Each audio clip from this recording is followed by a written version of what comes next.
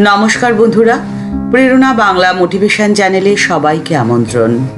কে আপনার কাছে আসলো আর কে আসলো না, কে আপনাকে অপমান করলো বা কে আপনাকে কষ্ট দিল, কে আপনাকে অবহেলা করলো, এসব নিয়ে ভাবা বন্ধ করে দিন এখন থেকেই। আপনি নিজেকে ভালোবাসতে শুরু করুন, তাহলে দেখবেন চারপাশে শুধুই ভালোবাসার মানুষদেরই আপনি খুঁজে পাবেন। ঠাকুর শ্রী রামকৃষ্ণ পরমহংসদেব কাউকে বলতেন, তার উপরে নির্ভর করো, ঝড়ের এঁটো পাতা হয়ে যাও। আবার কাউকে বলতেন, তার কৃপা বাতাস তো সর্বদাই বইছে, তুমি শুধু পাল তুলে দাও, তবে তো তার কৃপা বাতাস অনুভব হবে। প্রথমটি হলো নির্ভরতা, আর দ্বিতীয়টি পুরস্কার। কিন্তু উভয় সত্য, উভয় সুন্দর। আপনার জীবনের পালটি যদি আপনি তুলে দিতে পারেন, তবে আপনি তার উপস্থিতি অনুভব করবেন। আপনার জীবনের প্রতি থাকবে না কোনো আফসোস। সুন্দর সাজানো গোছানো পরিপাটি বাড়ি, নামি দামি ব্র্যান্ডেড পোশাকে সুসজ্জিত হয়ে কোটি টাকার গাড়ি চড়ে ঘুরে বেড়ানো মানুষটিকে দেখলে আপাত দৃষ্টিতে মনে হয় যে বাহ, সে তো কত ভালো আছে, কত সুখী, জীবনে তার সব পাওয়া হয়ে গেছে, পরিপূর্ণ জীবন। এটাই তো চাই, এর চেয়ে বেশি জীবনের থেকে আর কি চাওয়ার আছে? ধন ঐশ্বর্যে পরিপূর্ণ জীবন। কিন্তু সত্যি কি তাই? মহাবিশ্বের সম্পদের কাছে সত্যি কি তার কোনো মূল্য আছে? স্বামী বিবেকানন্দ একবার লন্ডন থেকে জাহাজে চড়ে আমেরিকায় যাচ্ছিলেন। সঙ্গে ছিলেন 4-5 জন ভক্ত। রাত্রি আকাশে পূর্ণচন্দ্রের সমাবেশে আকাশ জ্যোৎস্নায় প্লাবিত হয়ে যাচ্ছে। নীল জলরাশির দূর চক্রবালে আকাশ আর সাগর যেন একাকার হয়ে মিশে গেছে। এসব দেখে একজন ভক্তিমতী স্ত্রীলোক স্বামীজিকে বললেন, আজ প্রকৃতির কি শোভাই হয়েছে দেখুন, সমুদ্র, আকাশ, চাঁদের আলো, এই সব মিলে মিশে যেন একাকার হয়ে গেছে। এই স্নিগ্ধতা যে মনকে এতটাই প্রসন্ন করছে, যা আমি ভাষায় প্রকাশ করতে পারছি না স্বামীজি।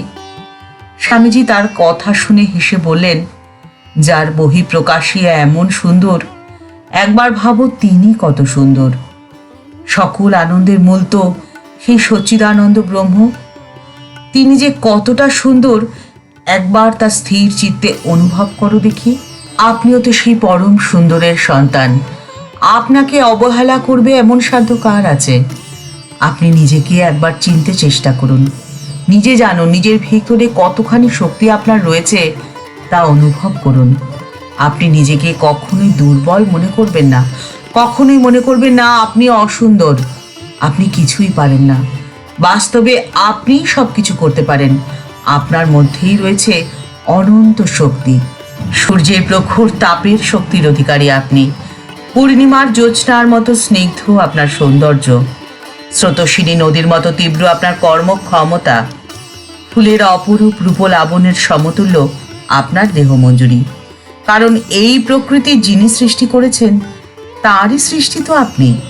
স্রষ্টা রয়েছেন অন্তরালে, মুচকি হেসে দেখছেন আপনার কর্মকাণ্ড। তাই কখনোই কোনো পরিস্থিতিতেই বা কারোর জন্য যেন নিজেকে অপছন্দ করতে শুরু করবেন না। আমিত্বকে বর্জন করুন, কিন্তু আপনার আমিকে ভালোবাসুন। তবেই আপনি ভালোবাসতে পারবেন ঈশ্বরকে। সৃষ্টিকে সম্মান করলেই স্রষ্টাকে ভালোবাসা যায়। আপনাকে আপনি ভালোবাসলেই আপনার ঈশ্বরকে আপনি ভালোবাসবেন। তাই সবসময় এই কথা যেন আমাদের স্মরণে থাকে যে ভালোবাসার, ভক্তি করার পাত্র একমাত্র ঈশ্বর, একমাত্র ভগবান। স্বয়ং শ্রীশ্রীমা বলছেন ভক্তকে, দেখো মা, মানুষকে ভালোবাসলে দুঃখ কষ্ট পেতে হয়, কিন্তু ভগবানকে যে ভালোবাসতে পারে সেই ধন্য হয়। তার জীবনে আর কোনো দুঃখ কষ্ট থাকে না। বাড়ি, গাড়ি, অর্থ, মানুষের আসা যাওয়া সবই আছে, কিন্তু তাকে যদি আঁকড়ে ধরা হয়, তবে যে সংসারকে ধরা হলো। এই সব কিছু থেকে সৃষ্ট ফলাফল আমাদের সুখ বা দুঃখ দেবে, কারণ এই সব কিছু আমাদের মনে চাহিদা তৈরি করে, আর এই মন ক্রমশ ঈশ্বরের আরাধনা থেকে দূরে সরে যায়। আর যদি দুহাতে ঈশ্বরকে আঁকড়ে ধরা যায়, তবে এই জগৎ সংসারের কষ্ট, তাপ আর কাউকে বিচলিত করতে পারে না। একবার এক ভক্ত ঠাকুরকে প্রশ্ন করছেন, ঠাকুর, আপনি বজ্জাত আমি ত্যাগ করতে বলছেন, কিন্তু দাস আমিতে দোষ নেই। ঠাকুর উত্তরে বললেন, হ্যাঁ, দাস আমি, অর্থাৎ আমি ঈশ্বরের দাস, আমি তার ভক্ত, এই অভিমান, এতে দোষ নেই, বরং এতে ঈশ্বর লাভ হয়। তখন ভক্ত ঠাকুরকে বললেন, আচ্ছা, যার দাস আমি, তার কাম ক্রোধাদি কিরকম হয়? ঠাকুর উত্তরে বলছেন, ঠিক ভাব যদি হয় তাহলে কাম ক্রোধের কেবল আকার মাত্র থাকে, ঈশ্বর লাভের পরে দাস আমি বা ভক্তের আমি থাকে। সেই মানুষ কারো অনিষ্ট করতে পারে না। ঠিক যেমন পরশমণি ছোঁয়ার পরে তরবারি সোনা হয়ে যায়, তরবারির আকার থাকে কিন্তু কাউকে হিংসা করে না। দেখো না, নারকেল গাছের বেল্ল শুকিয়ে ঝরে পড়ে গেলে কেবল দাগ মাত্র থাকে, সেই দাগে এটি টের পাওয়া যায় যে এককালে ওখানে নারকেলের বেল্ল ছিল। ঠিক সেরকমই যার ঈশ্বর লাভ হয়েছে, তার অহংকারের দাগ মাত্র থাকে, কাম আর ক্রোধের আকার মাত্র থাকে, বালকের অবস্থা হয় তার। বালকের আবার সবাই সমান, কে বড় কে ছোট এরকম কোনো বোধই তার থাকে না, তাই তার কোনো জাতি বিচারও থাকে না। কোনো বালককে যদি তার মা বলে দেয় যে ও তোর দাদা হয়, তাহলে সে দাদার মতোই তার সাথে কথা বলবে, দাদার মতোই ব্যবহার করবে। তার কোনো বড় ছোটও নেই, সূচি অসুচিও নেই, এক থালায় বসেই খাবার খাবে। কিন্তু ভক্তি অমনি অমনি করলে ঈশ্বরকে পাওয়া যায় না। প্রেমা ভক্তি না হলে ঈশ্বর লাভ হবে না। প্রেমা ভক্তির আরেকটি নাম হলো রাগ ভক্তি। প্রেম আর অনুরাগ না হলে ভগবান লাভ হবে না। ঈশ্বরের ওপরে যদি ভালোবাসাই না আসে, তবে তাকে পাবে কি করে? তাকে লাভ করা তো তখন যাবে না। তখন ভক্ত ঠাকুরকে প্রশ্ন করছেন, ঈশ্বরকে লাভ করতে গেলে, তাকে দর্শন করতে গেলে কি ভক্তি হলেই হয়? ঠাকুর বলছেন, হ্যাঁ, ভক্তির দ্বারাই তাকে দর্শন করতে হয়, কিন্তু পাকা ভক্তি, প্রেমা ভক্তি, রাগ ভক্তি চাই। সেই ভক্তি এলেই তার উপরে ভালোবাসা আসবে।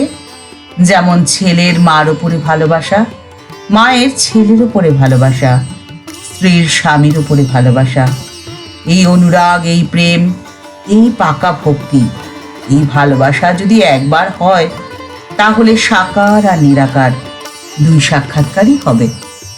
তাই কোনো কিছু চিন্তা না করে নিজেকে ভালোবাসুন, তবেই আপনার জীবন পরিপূর্ণ হয়ে উঠবে।